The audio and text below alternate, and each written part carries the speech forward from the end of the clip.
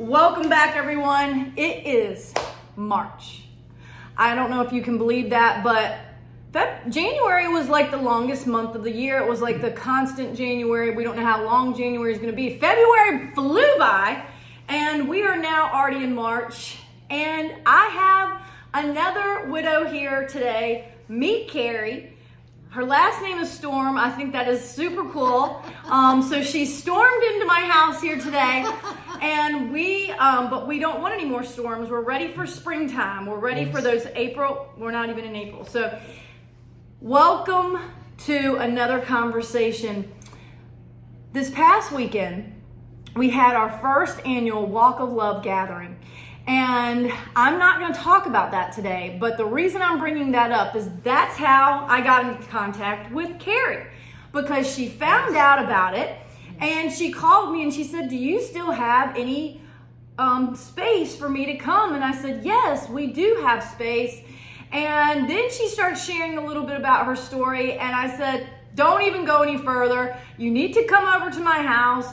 I need to get this on film, on tape, because these are the stories that are just so powerful."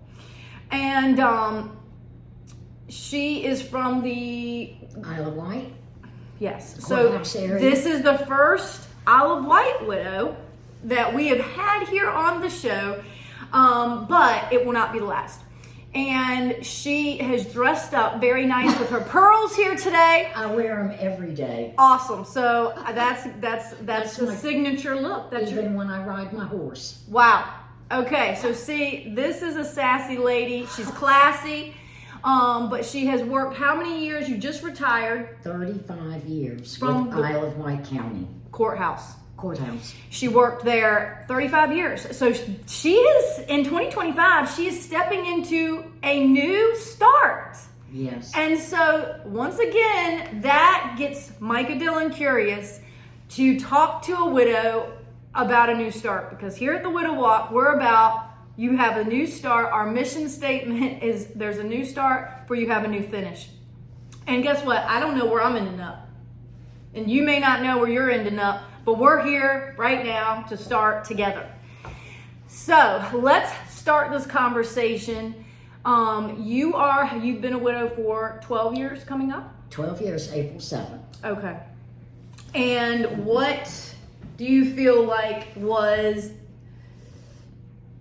what do you want to share, even before you get into the history a little bit more? What is what you would like the widow to take away? For a new widow that is watching this, what are 3 words of wisdom that you can share that you wished you were told, things looking back, that things that you've learned that we need to inform more widows about, things that how have you grieved it? Has it changed? Like, your heart, has it grown? Do you feel like it? Grief is a physical pain as well as mental. Yes, it is. It feels like you have, for me, 2 hands wrapped around your heart, squeezing it. Again, it's been 12 years, but it's been a long road. Right. I said it felt like steel work boots sitting on my chest. That was the term I used. That because it was a shallow breathing that would happen. Because it was so heavy on your heart. You're like, oh yeah. You're doing this shallow breathing. But I found that retirement, since he was a sergeant with the Isle of Wight Sheriff's Office, it's not constantly in my face. And I found retirement to be a little easier. Okay. So see, even in those transitions, this has been a good new normal. Awesome. This is a new chapter. Awesome. And he's not supposed to be in this chapter because I knew he was gone. Right. So let's go back, if we can, to the day that it happened, because you shared some pretty remarkable moments, and I'm like, we need people to hear just how personal and mysterious loss can be. So can you share what happened that day? Yeah. I got up. I was cleaning. It was a Sunday. He'd been to church. Come back home. I tried to get the oil filter off of his motorcycle. Couldn't get it off. Came in the house. Said, I can't get it off. Went back in the garage. Came back in and said, I'm going for a ride. And I said, is that okay? And he said, yeah. Well, he never made it back. But I finished cleaning, and I have a horse, so I went on to the farm. As I went down my steps to get in my car, I said, Jeff's not home. And I felt this euphoria. And I said, he's okay. And I know that's when he left. Wow. Wow. And then I got the call right down the road to pull over. He was killed out here on 258 near Hunt Club Road. Wow. Wow. And he was also in the police department? Yes, he was a sergeant with the Island Light Sheriff's Department. In the end, he was in the office. He took care of the office personnel. Okay. So even though he was in the field at one time, where he was at that point was inside. But that's how I met him. Outside or inside? Outside. Okay, interesting. Yeah. So I thought that was a very interesting moment where I had a completely different experience because I was asleep in the same house. And then you wake up to someone gone. So I didn't have that euphoric experience, and I had to deal with some guilt after that, which I talk about in one of my books, Heart Scribe Vibes, about these thoughts that come to accuse you in the aftermath of someone passing. And that may not be everyone's story, but when you couldn't save them, these thoughts come. I think if I'd have been on that bike with him, I'd have had him so tight he wouldn't have been killed. So you've had other thoughts that you... I've seen him 3 times though. Wow. In your dreams? When I was awake. Open vision, they call that. Wow. Yep. That's possible, y'all. So can you explain a little bit of how do you keep the love alive when they cross over? What are some of the expressions of love that you have exercised in these last 12 years that you may not have thought you would do? It's been, like I said, 12 years. I still go to the cemetery probably at least twice a week. I come out, he's got a sign out on 258. I come out and monitor it, make sure I keep him alive. I keep him alive. I don't want people to forget him. Right. And he was a very special person. A lot of people loved him. And, but it's different when it's your spouse. They're your friend, your lover, your everything. That's right.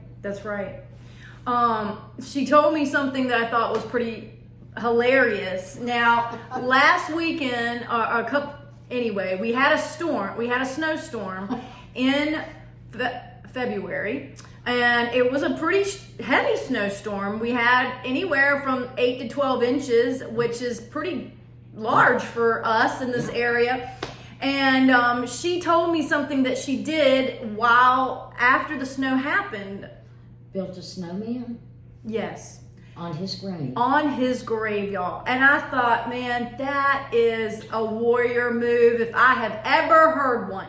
I have never heard it said, and these are the kind of stories. The last video that we had where I was sharing with Susan, I said, these are widow warrior stories. And this is another widow warrior, y'all. I hope you're starting to see some patterns that these widows are doing creative things that feel right and personal to them.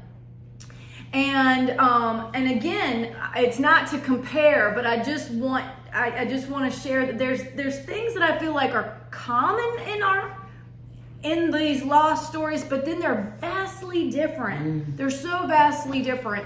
And even when she walked in, she's like, "You're so young," and I'm like, "Well, yeah, that unfortunately I was 36 when this happened, so you don't see that one coming." And obviously she didn't see hers coming either. And so there is a suddenness to both of our stories, but the aftermath, processing and experience. Now, how were you, let me ask this question, when you talked about grief being very physical, Yes. did you have any residual pain or chronic physical issues that started to creep up after his passing? Just my heart. Okay. My heart. Okay. Felt like I had two hands squeezing my heart. Squeezing it, yeah. And how long did that last? Or are you still walking through that? I am. Yeah. I felt it today. Wow. Knowing I was coming here. To share. Yeah. So those feelings and those emotions, they're real. And I'm in a Facebook group that's called Widows Helping Widows, and it's a large Facebook group, and there's comments all day long, and I can't keep up with it, but that can, but once in a while you catch some things, and a widow wrote up there, at least 2 in the last week, and they said, "I just can't stop crying. It's been a year and a half, and I just can't stop crying." Did you feel that was your story? The first 2 years were a blur, literally. I don't know how I worked. Well, I do. My coworker got me through it. Yeah. He would come and pat me and say, "It's going to be okay."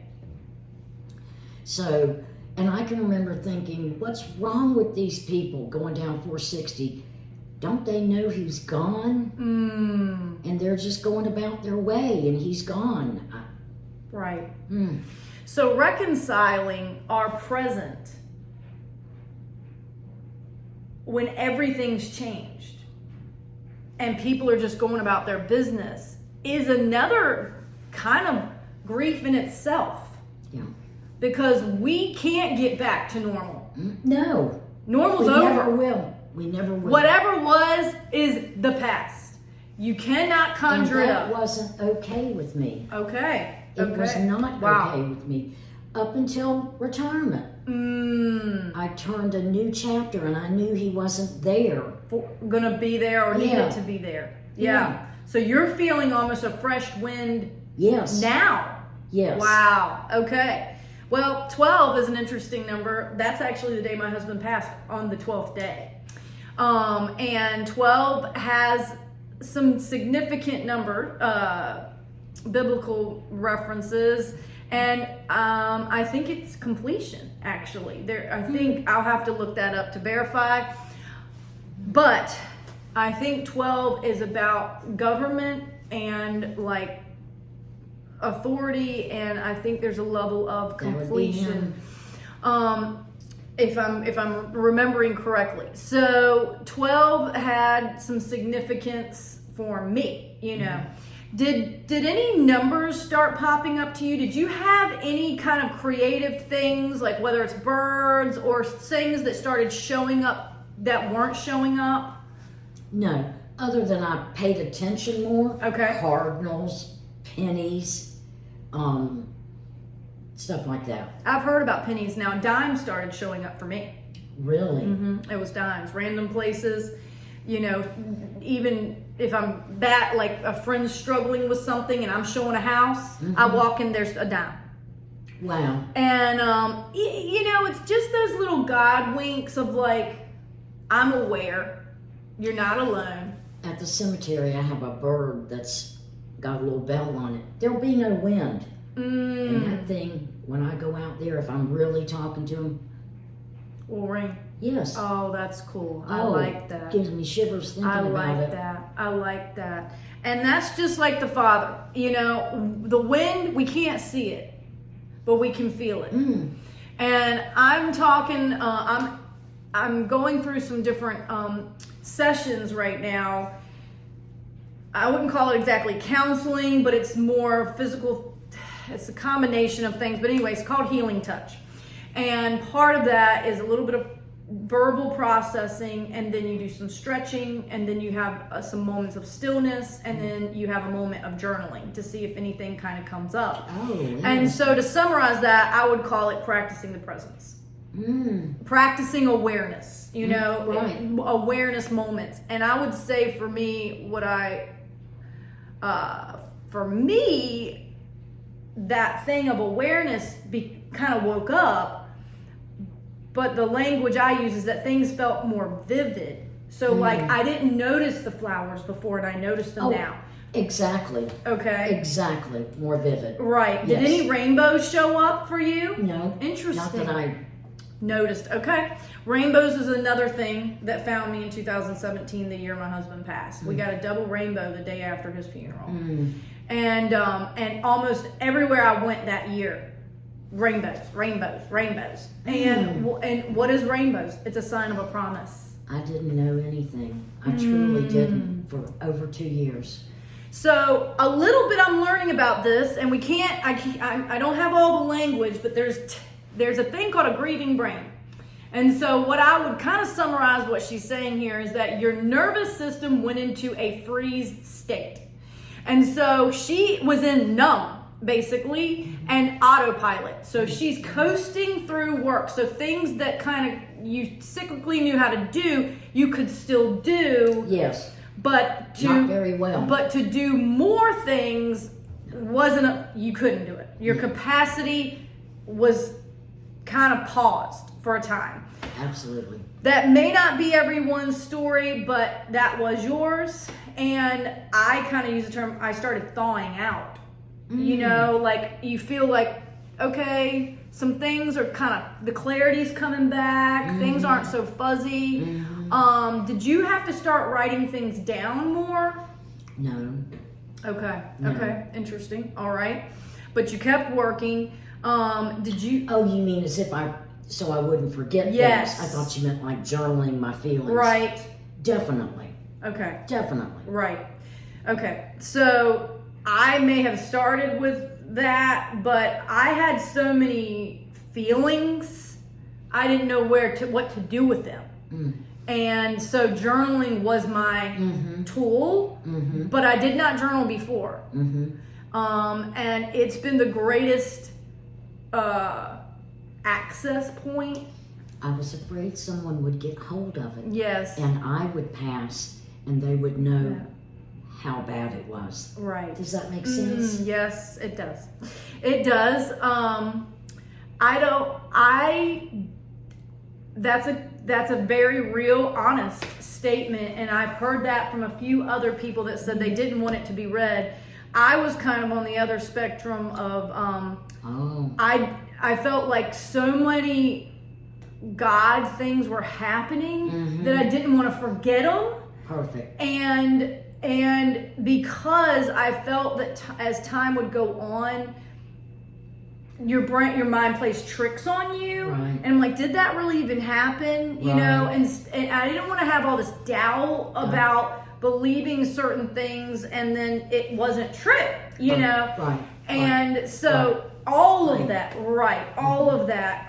Now, how were you, did your husband do the finances and landscape, what were the transitions with that? Jeff had baby hands. He never did any work. Wow. I understand. That was a good thing because I like to mow the grass. Yep. But what was the question? What, household finances. roles and finances? We had separate because I had 2 children when we married, and he didn't want to be involved with their money coming in. Oh, okay. He didn't want anything ever said about that, so he kept his separate. So I was good there. Okay. I tell you what happened to me one time. I needed a lift, and I went into a boutique in Suffolk. I spent $3,734. I came home. I said, I was mowing the yard. I said, there's no way. she would only take a few items back. But you got to be careful in those first. There are people. We'll take advantage. Yes. Totally. So how many months after would you say that would have been? Oh, that was within a month. Okay. So here is, again, her rationale was in a little bit of a fight or flight state, or irrational state, if you want to call it. Absolutely. And so all of a sudden, she's going shopping and she's on a spending spree, and then she gets home and she's like, did I even do this? Like, you blacked out or something. I was like, Jeff would kill me. Right. $3,000? Totally. I mean, shocking. Yeah, it's not you. No. And so, this is where sometimes having some people close by to monitor, thankfully you came into awareness, but some of the damage was done because they would not return all the items. No. And people asked for money. And as I told you, I probably gave away More. over $50,000. Wow. And, you know, generosity. I don't see those people today, of course. Yeah. Well, I haven't had that conversation with a widow yet about widows being taken advantage of. Well, there's two perfect ones. But I know I've been told stories of such, and one of them moved to another state, and the moving company took advantage. Of course. And charged for so many things, and stuff was broken, and just different. And, you know, so when you're having to already make big moves, and all you, and downsize, and then you lose what even, it's just, the grief never stops because you're having to keep going. Now, I've seen this picture, and I don't know if you have, it's like 3 balls, say they're white, and inside you have this little black ball, and the ball gets bigger and the ball gets bigger. And it's showing progression of grief. And it's not that the grief changed. You learn to the deal capacity with it. for us gets bigger. Yes. And so in the beginning, the grief feels like it's covering her whole heart. Right. And then as you kind of step into this new season, as you're stepping into, your capacity to take on more, do more, it's still there. The awareness that he's not here. And is a very real thing. Very. And the holidays, can you speak into that? Yeah. What is it about the holidays that just really is tough? Well, I do leave a chair for him. Nobody will know it, but there's a chair somewhere that's empty for him. But first Thanksgiving, that was Easter weekend that he was killed. First November and Thanksgiving, we went out of town. We went to the Biltmore place in North Carolina. Still on my list to go to. Yeah, it's beautiful. And I think at Christmas we were home. But it's just horrific. Right. It's horrific. Right. It is a weird sensation. I don't, because it's a downer. I mean, that's really all you can say. It doesn't matter how many gifts you bring. It doesn't matter how cheerful everybody is. The awareness that they're not there. Oh, yeah. Is so apparent. Yes. So loud. Oh, volumes. And how was your sleep? I don't sleep still to today. And what would you say is the just reason? now, about 2 years ago, started dreaming about him. Okay. But I didn't dream anything. Before then. And were you a good sleeper before? No. Okay. I've never been. But it's ridiculous now. It's like go to bed at midnight and get up at 4:30. Right. That's right. good. So do you have to take cat naps throughout the day? I do. I love them. Totally. Hey, it's your prerogative. If you can, you should. Yes. That doesn't work for me, but that's okay. And these are... Why am I asking all these different questions? Because there's no cookie cutter to this experience and the physiological thing that happens. Mine, I didn't cry a lot. And the tears if they don't come out, Then they're in. then they're in. And over the next 3 years, pain started popping up. Muscle tension, hip pain, acid reflux, my throat, I had vocal nodules. All these issues started to pop up. So I didn't have a lot of time to grieve, plus with a 5 and 7-year-old at the time. And some have said that too. So for those listening, there is no timeline of when the grief starts. The awareness that he's gone starts the day it happens. But when your body is physically ready to deal with all of it, can take years, months, and she's 12 years in and still feeling like the new is still finding her now. Yes, absolutely. And so I've heard some say, I thought I'd be further along than this. Oh, absolutely. Did you think that? Yeah.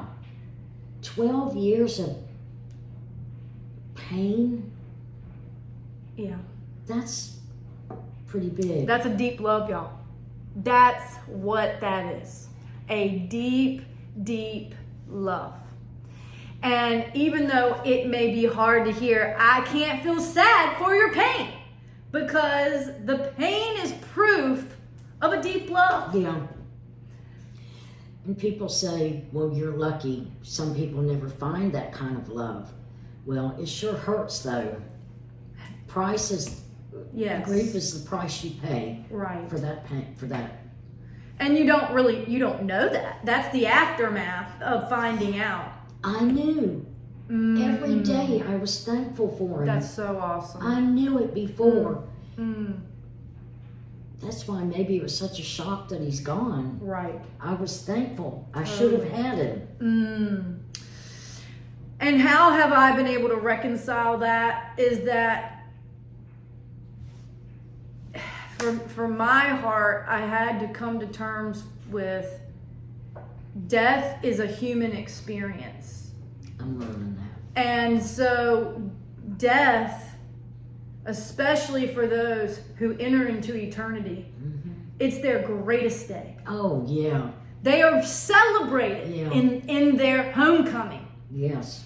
And seeing his mother. And I want to be celebrating too. And grief isn't celebratory.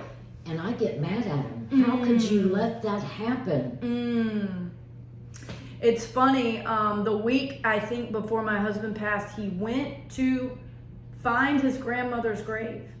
She never had a gravestone. Right. Just the plate. Right. And she walked to look and find it. And he walked to look and find it. He couldn't find it. And my father-in-law said, I didn't know that when he went to look for her grave, he was going to jump on in there, jump onto the other side to go see her, Oh, know. And I mean, it was kind of a cheeky little statement, but it was like the oddity of some of that. Yes. And, these are the kinds of conversations that you don't know that they may be having. Sometimes people may have a sixth sense about things, but they don't know. And I had no real knowledge. I did find out, that he had had some chest pain, and people had asked him, do you want to go to the hospital? And he didn't choose to do that. So there is human choice. Yeah. And then some things like this where there's a car accident, negligence, but where They still don't know what happened. There was no one around him. wow. I say that. There was a car 500 feet in front of him. An 8-year-old boy saw him coming off the bike. He just contacted me before Christmas and said, I know it's been 12 years, but I want you to know my life changed that day. Wow. Oh. That's powerful.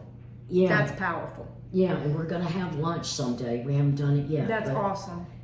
I mean, it's a gift. As sad as that was, it's a gift because he had a wake-up call that day and hasn't forgotten you. Yeah, I know.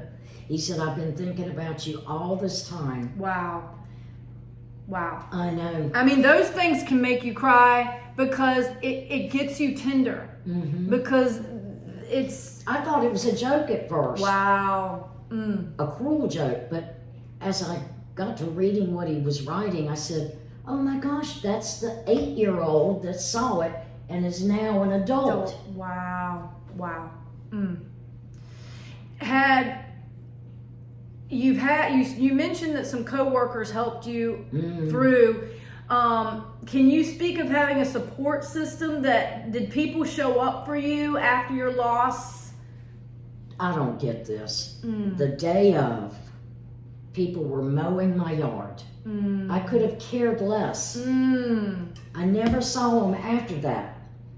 When I was out in the yard and the lawnmower was broken and they're across the street, nobody came to help me. It seems like people, they're in such shock themselves. Yes. They want to do something. I get that, but I needed them later. Right. I needed them later. Folks, ring a ding ding. The bell's going off right here. While I'm on this thought, please. I actually would run into people that would turn and walk away from me, like in the grocery store. Probably from guilt.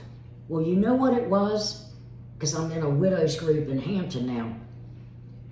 Number one, they didn't know what to say to me. Right. Number two, they were afraid it might happen to them. Get that. Spot on. I could almost get chill bumps on that statement of truth. Yeah. And I knew they were running from me. I'd see them, and I knew they were. What is the right thing to say? I don't know that there are words for it. Touching, holding, and coming back. So in the grocery store that day, what do you wish they could have done? If they'd just come up and hug me. But people are uncomfortable when you cry. Yes. Crying is not a bad thing. That's it's right. a release. Exactly. It doesn't make you any sadder to cry. Or weak. You're going to cry anyway. Yes. So hold me. But touch me. That's something. right. That's right. And you see that in those doctor shows. They do that like comforting shoulder tap. But it's true. And now I've heard it on the flip side that some widows are not as comfortable with the tears coming on, and they don't know how intense it may be, and so you coming up to them is going to break them down. Yes, it would. I wasn't crying when I saw them. Right. But it's okay that I cried. Yes. Because we shared something. Right. Beautiful. Beautiful. And see, this is the human experience. And this is what I get curious about. How do we mend a broken heart? And that's really the question I've had. How do we naturally, in everyday comings and goings, mend a broken heart? We can't bring him back. No one can replace him. Now, it doesn't mean that widows and widowers don't remarry. And I'm thankful that I've gotten to see that. And it's been a beautiful thing. But in the meantime, and not everyone does remarry. And they don't want to remarry. Let's put it like that. So, touch, y'all. Can you please? Do not be afraid of it, because for a widow and a widower, touch stops right the day they pass. Right. And we may not be able to articulate, well, I need somebody to touch me. Okay, that seems a little, different. But it's a comfort. Yeah. The scripture talks about comfort and joy. Comfort brings joy. And loss isn't joyful, isn't joyous. So when you see someone in there in the grocery store that's hurting, you don't have any words. That's words right. won't make it better. A hug. A hug will. Exactly. So please, folks, for the ones that are still sticking around here, that for those who can, they should. They should. But the other thing that she highlighted that I want to go back to is that the first 3 months, first 6 weeks, is when you get inundated with people, okay? But that can be overwhelming because Oh, yeah. you didn't have any visitors Right. as routinely, and now you have all these people. Yeah. And then they go back to their lives, and you're left with the pieces. Boom. And then you realize, oh my gosh, the reality starts setting in that I have to do this. And I am really trying to shift the culture and the narrative here in Franklin and Southampton County, and I hope beyond there, to educate us on how to encourage, to speak to the widow, to go after the widow, Yeah. to go after them because they need you. Nobody's going to hurt you. And that, and I know sometimes widows can be skittish. Do you have an alarm system? No. I do have a camera. Okay. Just some safety things that, I'm curious how people get along. But so those are some of the hurtful things, is that when you feel like people would have your back or be looking out for you. Yeah. And then you find out you got to look out for yourself, basically, because they've moved on. Yes. And whether we want to or not, whether we know how to. The new norm was not okay with me. It was not okay. And so, what did you do? I fought it. Yeah. And it Took longer is what you're Yes. saying. It took longer. And there's no shame in me saying, I'm not trying to say, but these are, as you look back, okay, you couldn't have done anything different because you didn't know how to do anything different. And you love so deeply. I will say, and I had two children, 14 and 17. And my daughter told me just the other day, I was a good mother until she was 14. And I thought to myself, that's when Jeff was killed. Wow. I couldn't function. And I don't think she can get over that. Wow. That's deep. They had a nice roof over their food in their belly, clothes, you name it. Yeah, emotionally. But I was mentally. not there. Wow. And I can't change it because I couldn't help myself. Right. Well, But that's a very painful thing for me to deal with. I can feel the heaviness on that. But again, like you said, you couldn't change how you grieved and how intense. And it'll never be okay with her because she doesn't think she's wrong in that. Right. You know what I mean? Well, obviously, there was, I will use the word trauma, that everyone experienced. And while that pain is still a wound there. I took them places, did things with them, but it just wasn't there. And I live near the sheriff's office too, so that gives me a little security. Right, that's true. Well, is there any other thoughts you want to share that, I'd just like to say how we met. Okay. I was doing 53 in a 35. And he was in an undercover car in Windsor. He stopped me. I'm afraid of the police. Always have been. I never even put it in park. I'm so thankful I didn't run over him. He walked all around my car and I thought, oh, he thinks I've got drugs in here. He was just looking for another infraction so he could give me a ticket.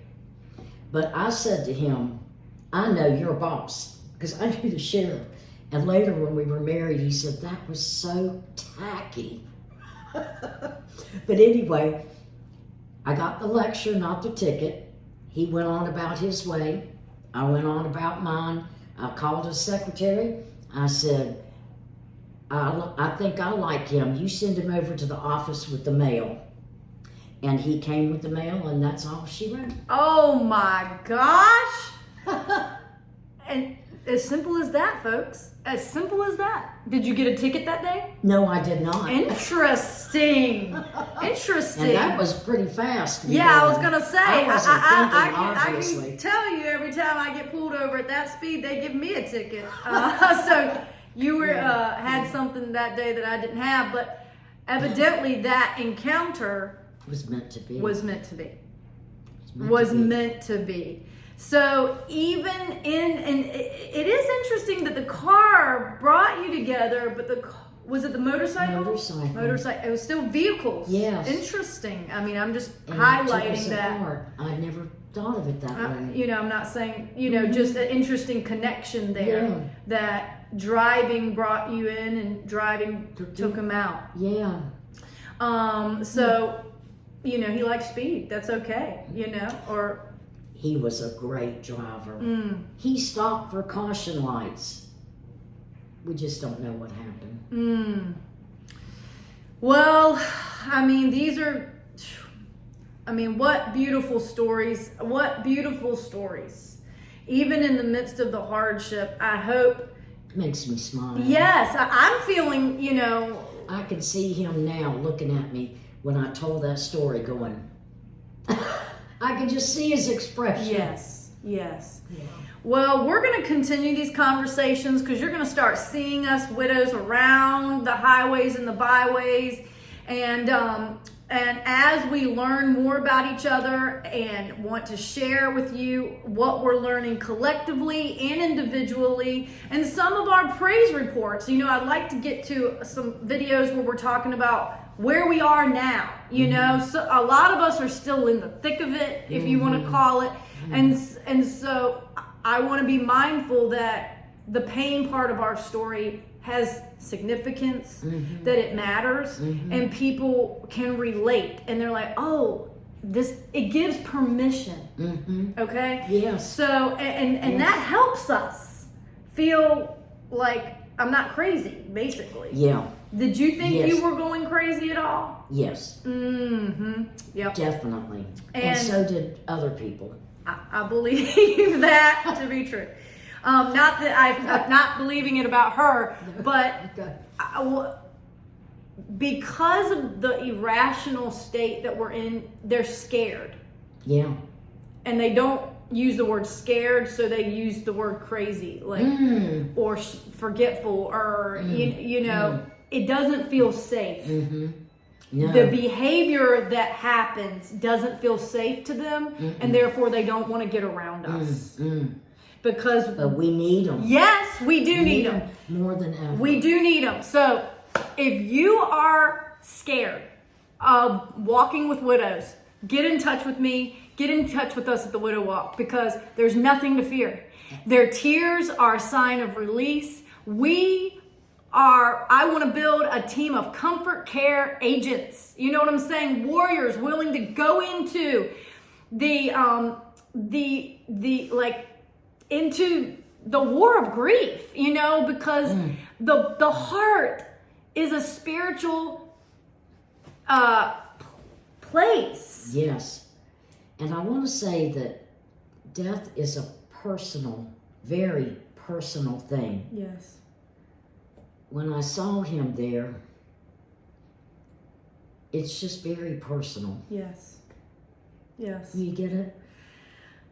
No one even thought my husband was dead. He just looked asleep. People even asked, was he even embalmed? Wow. Because his body was more agile, movable than most. I made the choice that my kids wouldn't see it. And you know, when he was laying out in the road, and the fire department and I just didn't want them to look at him. No, I didn't either. I did not want that to be their last memory. Yeah. And I'm so thankful. But those are quick decisions. And it's God's grace that allows some of these decisions to be good. Yes. Even if the ones we regret, some of them, some of the bigger ones we did right. Right. And people told me that after, like that was the right call. They didn't know, but then in the after, you know what I'm saying? Yeah. They're like, that was the right call. I'm like, yes. So it is a real thing, y'all. We need your support. We need you to be willing to come and check on us 6 months, a year. That 3-year mark, that 2-year mark, they're still hard. She's 12 years in. We need each other. That's it.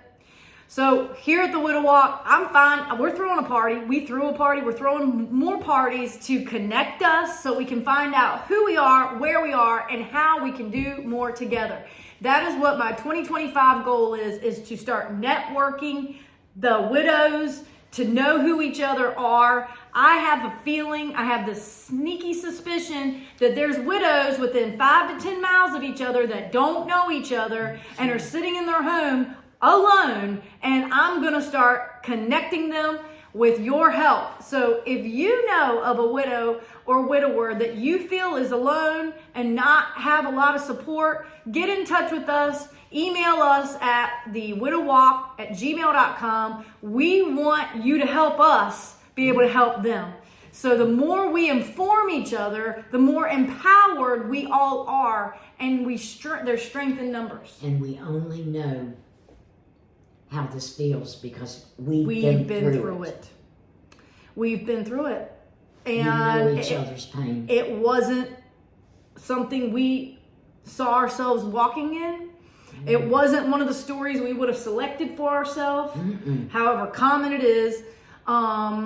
Sudden death through illness, all of it affects us deeply. So we love you guys and girls, more girls probably watching this. But to all of you out there, stay tuned for more conversations here at Monday with Micah. And if you would like to get on these videos, this show, I'm just going to keep calling it the next episode, get in touch with us again because I want to hear your story. I'm excited to continue to meet new widow warriors. That is really what she is, and every other one that I've talked to, because they've had to war through grief without a handbook, and not always a lot of people there with them holding their hand every step of the way, however hard it is. She can't barely breathe, as she said, and we're still having to walk and talk and feed ourselves and go to work and get groceries. Those things that are simple everyday jobs are laborious, are exhausting, is what I'm trying to tell you. It is exhausting when you're walking through grief to do common tasks. And so, but to ask for help is very vulnerable. And most people are very busy now. And I've heard this too many times where I'm going to speak up about this. The widow said I've had it heard in our group, it feels vulnerable. I have too much pride. Lost. To ask for help. And also, if they're busy, you don't want to deal with the rejection. And that combination is keeping people in their pain longer, y'all. They're staying in their pain longer. They don't know that. They don't know that. But it's uncomfortable to call someone when we're down. Oh, yeah. And what I want to encourage you is, if we're checking on each other more often, we will catch them while they're down. We'll be able to sense it without them calling us. Yes. And in the connectivity, there's an opportunity to stand in for their spouse. No, we cannot stand in every area and aspect. But a lot of times, it's just that shoulder to cry on. It's just somebody to vent to about the hard day they had. Yeah. But the ones that are still married, they can't handle it, y'all, because then they have those thoughts in their head about, when is this going to happen to me, and what if this happens to me, and I don't want to face it. And all of this fear starts rising up, and anxiety starts rising up, and they don't want to get that close to it because it's too real now. Yes. The probability of it happening is higher. The risk factors are higher. And so they go into their homes and they stay where it feels safe to them. And I'm telling you, y'all, it's not helping us. It's not healing the wounded. And ultimately, the more we know, the better we can grieve together, the better we can cheer each other on in this process of transition. If someone would have known just how bad it hurt, would have helped me tremendously. Thank you for your honesty. I'm telling you, for you to be willing to share it, this is how the awareness starts to get out. Yeah. And 2 years in, you might not have been able to say it. You're right. You're right. And so this is your growth, is what I'm telling you. Right. So you have moved or pushing past, and can now articulate things without it being a gashing, bleeding out wound. Right. But people, we have healing balm, y'all. There's ointment. There's I'm just using medical terms of when things are cut. We have Band-Aids. We have antiseptic creams. There's all these steps with wounds. Right. It's the same with grief. Right. And if we don't know the steps, we can abscess. Right. Things can go septic. I'm paralleling natural to the physical, to the emotional. Wounds that are too long left untouched affect us longer, deeper, and really creates a coffin of grief. And I don't want any widow to take that coffin and just jump in it mentally. Okay? Right. I don't want you to jump in where your husband is, because their spirit's not there anymore, really. And she felt it, and it was a euphoric experience. That means heaven is his home. Yeah. And so we're going to stop here, because we could go on, because her thoughts keep sparking me about just the reality of staying connected to each other. And so I really feel like that's the strongest thing to share with everyone. I'm so glad I found you. Hey, we're finding each other. We're finding belonging together, y'all. And thank you for what you do. Well, I appreciate your willingness to come into a stranger's house and have a conversation about deep grief and pain. And that seems odd maybe, but look, pain was the access door. Yeah. I like to rhyme. So pain was the access door to the land of the Moor. And the land of the Moor is where all these widows and widowers are. And my grandparents are gone. And I said, I'm a granddaughter on hire. So I'm interviewing all these grandmothers, hoping they're going to adopt me. So far, they haven't, y'all. So far, they haven't. I can't imagine. But anyway, hey, like Grandma used to fix me some chicken and dumpling. I haven't been invited over to chicken and dumplings night. Or cards, playing cards and all those things. So anyway, that's just a joke, but yet kind of true. So we will continue this conversation. I hope that you really are starting to think a little bit differently about how we help each other grieve. And that going to the visitation and all that, when our brain is completely somewhere else, we don't halfway, we even remember you were there that day. So we need you to show up later. Show up later. If we could do that like quarterly stagger and getting people to be checking in and take on a day for someone, these are the kinds of things, where a friend told me, another widow told me that a widower, they were checking on a widower, and there were some people that signed up to call. They had a designated day. And so maybe it was 7 people, I don't know, but each day was a different day. They would be called. And I said, that's so nice. That is. That's a great idea. That is. Come on. And so I just want to share that with you. If you have a widow or widower that's new in your church congregation, get on a little phone call.